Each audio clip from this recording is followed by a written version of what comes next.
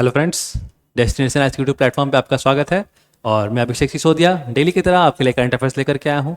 तो आज 6 सितंबर है और आई थिंक आप लोग अपना प्रिपरेशन को और स्ट्रांगली कर रहे होंगे, क्योंकि अब हो सकता है कुछ दिन में ही आपका नोटिफिकेशन भी आ जाए 70 बीपीएससी का। क्योंकि ऑलरेडी एग्ज़ाम डेट का तो नोटिस आ ही चुका है आपका कि 17 नवंबर को आपका 70 बीपीएससी होने वाला है। ठीक है, तो आप लोग अच्छे से प्रिपरेशन करें। स्टार्ट करते हैं आज 6 सितंबर का सेशन हम लोग और देखेंगे कौन कौन से करंट अफेयर्स इंपॉर्टेंट होंगे आपके लिए।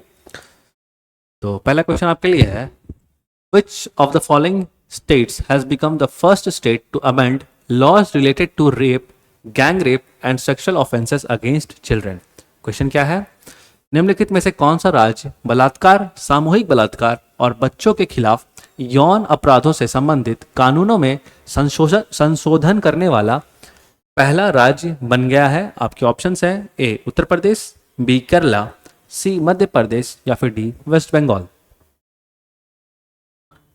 और बेसिकली इसका जो सही आंसर है, आई थिंक आप लोग गेस कर सकते हैं, अगर आप थोड़ा बहुत भी आजकल न्यूज़ देख रहे होंगे तो इसका सही आंसर है डी वेस्ट बंगाल। ठीक है ना, क्योंकि आपको पता है बहुत ही हीनियस, बहुत ही शर्मनाक हादसा जो कि क्राइम जो कि वेस्ट बंगाल में हुआ, उसके बाद वेस्ट बंगाल के चीफ मिनिस्टर ने ऐसा फैसला लिया है। हम लोग देखते हैं इस चीज़ को। Recently the West Bengal assembly has passed the Aparajita women and child bill. तो बेसिकली आपको ऐसे भी क्वेश्चन आ सकता है कि जो अभी वुमेन सुरक्षा के लिए जो बिल पास किया गया, ठीक है ना, खास करके रेप जैसे क्राइम्स को कम करने के लिए, तो उसका नाम क्या था? तो उसका नाम है अपराजिता वुमेन एंड चाइल्ड बिल। ठीक है, बेसिकली कौन सी स्टेट ने ये बिल को लेकर के आए हैं?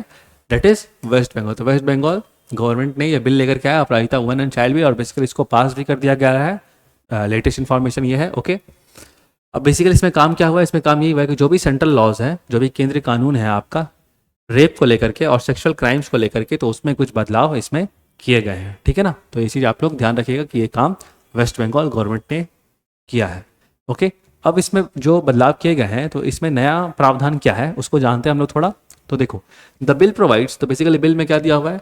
तो इसमें बेसिकली डेथ पेनल्टी, जो डेथ के लिए जो मौत की सज़ा आपको होगी रेप केसेस में, अगर आप मतलब रेप के बाद अगर विक्टिम का डेथ हो जाता है या फिर विक्टिम कोई वेजिटेटिव स्टेट में चली जाती है। तो बेसिकली क्या कंटेंट क्या है जो नया प्रावधान आया है, उसमें कंटेंट ये है, the bill provides for death penalty, मौत की सजा होगी आपको अगर आप मतलब कि रेप के कारण विक्टिम का डेथ हो जाए या फिर विक्टिम वेजिटेटिव स्टेट का मतलब होता है कि जिसमें वो सोचने समझने की शक्ति ना रहे, जिसमें ब्रेन आपका सही से काम ना कर पाए।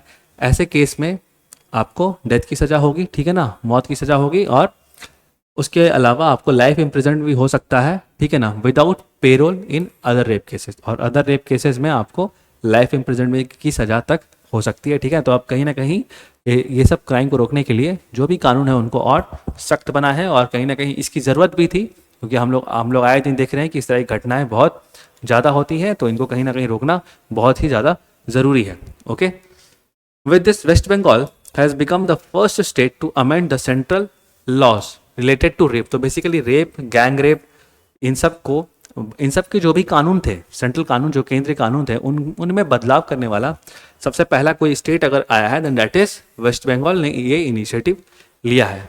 ठीक है ना, against sexual crimes and crimes related to children. तो बच्चों के खिलाफ भी अगर कोई इस तरह के क्राइम्स होते हैं तो उनमें भी ये जो नए कानून होंगे ये लागू होंगे। ठीक है, तो ध्यान रखना इस चीज़ का। और आई थिंक आप लोग बहुत न्यूज़ ये सुन रहे होंगे, तो कहीं ना कहीं आपको ये चीज़ पता होगा इस स्टेट के बारे, वेस्ट बंगाल स्टेट के बारे। ठीक है, अगला क्वेश्चन आपके लिए है, recently prime minister Narendra Modi is on a visit to Brunei. ठीक है, तो basically prime minister Narendra Modi अभी ब्रूनी के विजिट पे है, ब्रूनी की यात्रा पे है।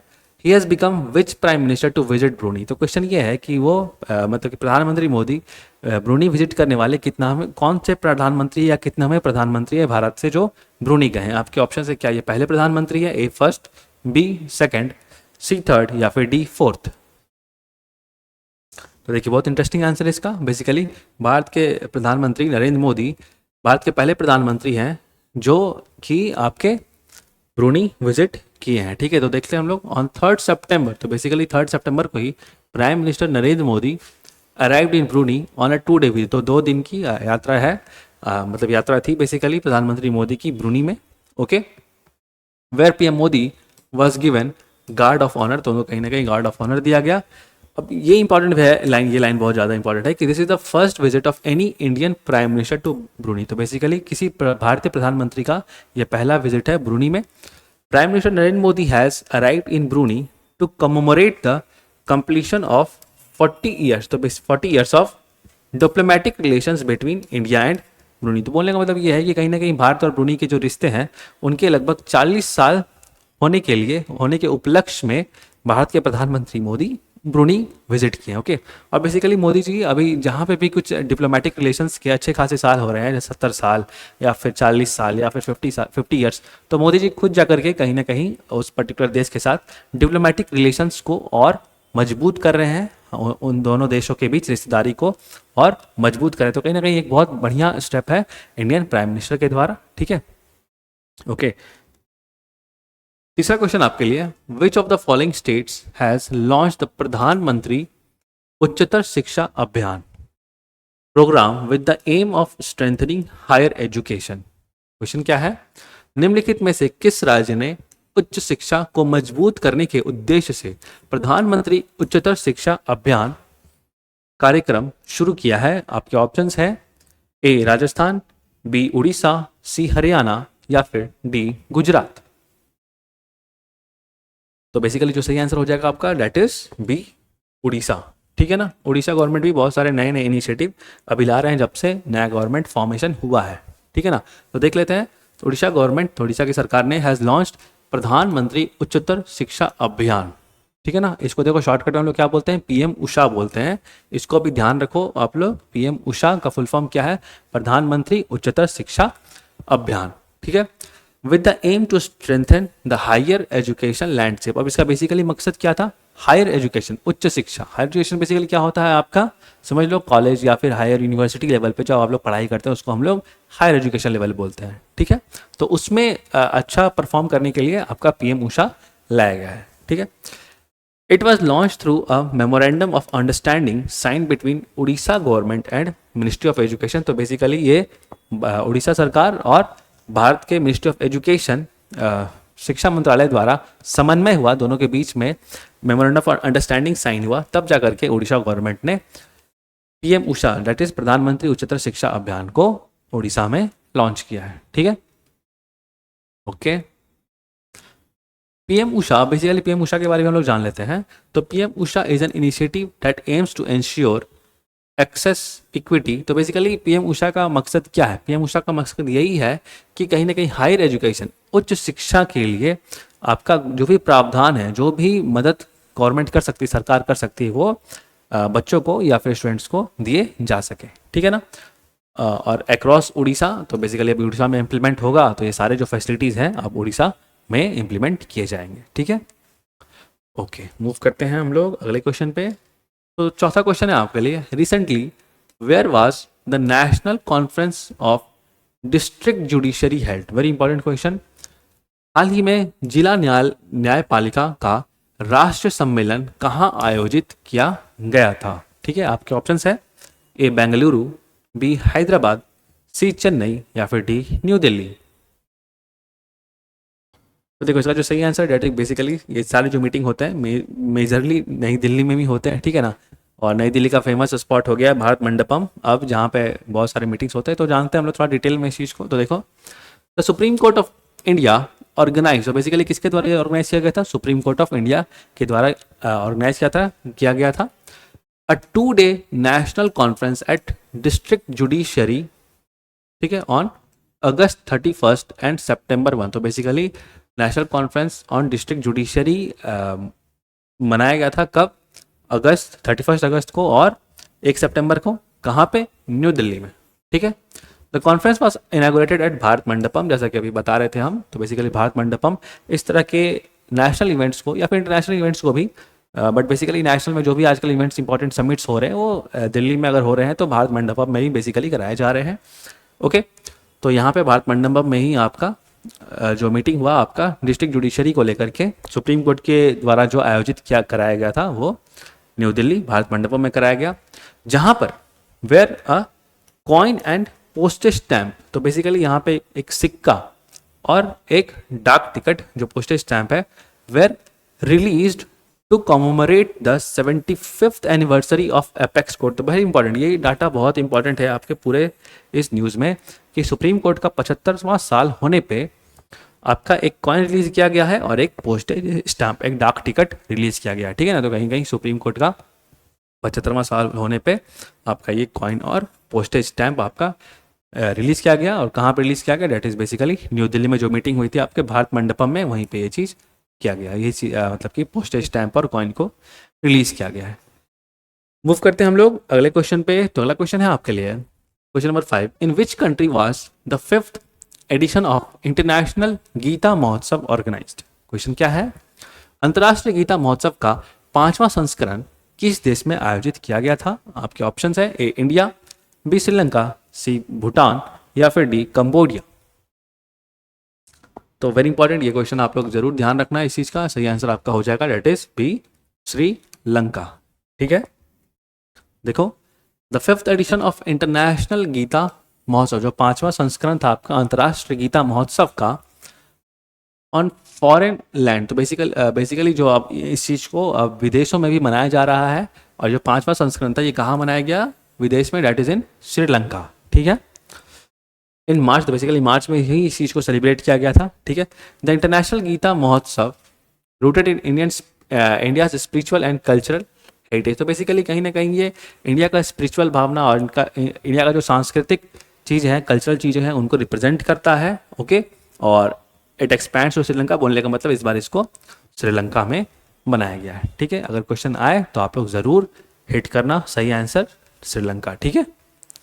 ओके, मूव करते हैं अगले क्वेश्चन पे। अगला क्वेश्चन है विच medal has Indian javelin thrower Sumit until वोन एट पेरिस पैरालंपिक 2024। क्वेश्चन क्या है, भारतीय भाला फेंक खिलाड़ी सुमित अंतिल ने पेरिस ओलंपिक 2024 में कौन सा पदक जीता है। आपके ऑप्शन है ए स्वर्ण पदक, that is gold medal, B silver medal या फिर रजत पदक, या फिर डी ब्रॉन्ज मेडल, कांस्य पदक।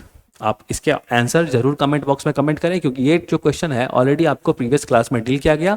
इनकेस अगर आपको नहीं पता है तो आप लोग ज़रूर प्रीवियस क्लास को देखें, ताकि आपको थोड़ा सा और भी नॉलेज बूस्ट हो करंट अफेयर्स को लेकर के, ठीक है। तो आई थिंक आप लोग जरूर कमेंट करेंगे इसके आंसर को। मूव करते हैं हम लोग अगले क्वेश्चन पे।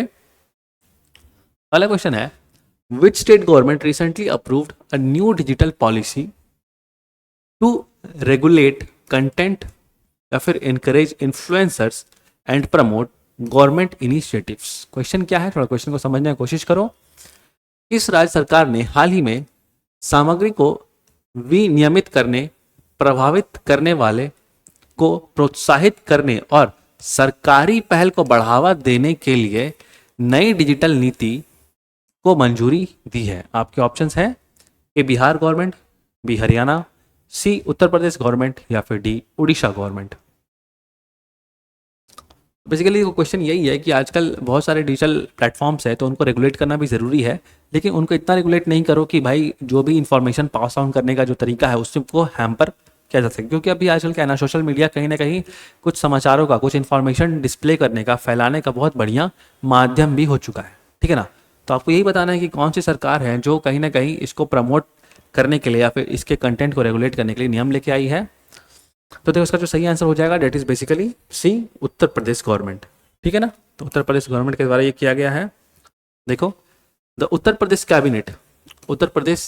Cabinet approved new social media policy. तो basically new social media policy Uttar Pradesh government ने लॉन्च किया है to regulate contents on platform like Facebook, Twitter, Instagram या फिर यूट्यूब। तो ये सब जो प्लेटफॉर्म्स है आपके, तो ये सब कहीं ना कहीं इन्फॉर्मेशन, इसमें कभी कभी ना फेक इन्फॉर्मेशन भी डिस्प्ले कर दिए जाते हैं, ठीक है ना।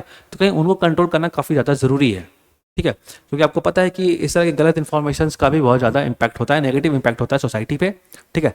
लेकिन हम लोग उसको इतना कंट्रोल नहीं कर सकते हैं, क्योंकि ये कहीं ना कहीं freedom of speech and expression है और एक न्यूज़ प्लेटफॉर्म का भी एक तरीका है जिस तरह से किसी भी समाचार को मास लेवल तक पहुँचाया जाता है। तो उसको सही से रेगुलेट करना काफ़ी ज़्यादा ज़रूरी है, ओके। तो उसके साथ ही कंट्रोल करने के साथ ही इसमें क्या है ना कि गवर्नमेंट ने अपने स्कीम्स को प्रमोट करने के लिए, गवर्नमेंट के जो भी स्कीम्स है, अगर आप इन सब माध्यम से, जैसे सोशल मीडिया प्लेटफॉर्म्स हैं जो कि फेसबुक, ट्विटर, इंस्टाग्राम, फेसबुक, इससे अगर आप गवर्नमेंट की इनिशिएटिव्स को प्रमोट करते हैं तो आप लोग बेसिकली जीत सकते हैं अप टू रुपीज़ या फिर अर्न कर सकते हैं up to rupees 8 lakh per month. तो बहुत बढ़िया इनिशिएटिव है गवर्नमेंट का कि आप 8 लाख रुपया पर मंथ किसी सोशल मीडिया प्लेटफॉर्म से अर्न कर सकते हैं, अगर आप भारतीय मतलब कि सरकार की किसी नीति को आप लोग क्या करते हैं, उसको प्रचार करते हैं या फिर आम लोगों तक उस चीज़ को पहुंचाते हैं, उस पर्टिकुलर समाचार को या उस पर्टिकुलर स्कीम को, सरकार की नीति को आप आम लोग तक अगर पहुंचा पाते हैं तो ठीक है। अब इससे क्या होगा ना, this policy aims to create job opportunities, तो कहीं ना कहीं ये रोजगार का माध्यम बनेगा आम लोगों के लिए। आप लोग ऐसे भी जान रहे हैं कि यूट्यूब का ऐसा प्लेटफॉर्म है कि जिसमें बहुत सारे बिजनेस अब काम करते हैं, तो एक तरह से ये रोजगार का आधार बनेगा लोगों के लिए for residents with in the state and दोस्त लिविंग एल्सवेयर। तो बहुत सही है कि कहीं ना कहीं एक तरह का एम्प्लॉयमेंट अपॉर्चुनिटीज दिए जा रहे हैं आपके सोशल मीडिया प्लेटफॉर्म के थ्रू आम लोगों को। किसके द्वारा? उत्तर प्रदेश गवर्नमेंट के द्वारा। बेसिकली इस चीज़ को जरूर ध्यान रखिए आप लोग। ओके, सो आज के लिए इतना ही था। Thank you so much friends हमारे साथ जुड़ने के लिए। अगर वीडियो अच्छा लगा तो ज़रूर इसको लाइक करें और डेस्टिनेशन एस के चैनल से जुड़े और अपने प्रिपरेशंस को और स्ट्रांग बनाएं। बहुत सारे एग्जाम्स हैं जहाँ पे आपको ये करंट अफेयर्स काम आएंगे। तो आई होप आपको वीडियो ज़रूर अच्छा लगा होगा। मिलते हैं जल्दी से हम लोग नेक्स्ट वीडियो में। तब तक के लिए thank you so much and please to take care of your self.